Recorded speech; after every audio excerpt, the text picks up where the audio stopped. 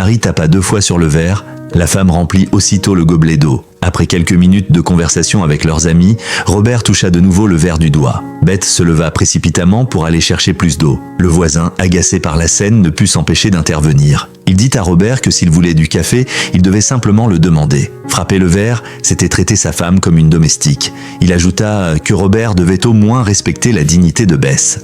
Mais Beth prit la défense de son mari sans hésiter. Elle se vanta que Robert gagnait suffisamment pour faire vivre la famille. Elle affirma même que servir son mari était pour elle un honneur suprême. Ces paroles laissèrent le voisin sans voix. Beth était une femme au foyer dévouée. Chaque jour, elle consacrait toute son énergie à prendre soin de son mari. Cette vie conjugale parfaite la comblait de bonheur, jusqu'au jour où, en faisant ses courses, Beth surprit d'une conversation entre voisins. Ils parlèrent de la liaison de Robert. Un vertige la saisit soudain. Elle heurta accidentellement une étagère et fit tomber tous les articles. Les voisines ne s'étaient pas doutées que Beth écoutait. Au moment où elle voulut en s'expliquer, Beth s'était déjà enfuie sans se retourner. Cette nuit-là, elle suivit discrètement son mari, qui avait prétendu devoir travailler tard. Elle le vit avoir un rendez-vous avec une serveuse séduisante.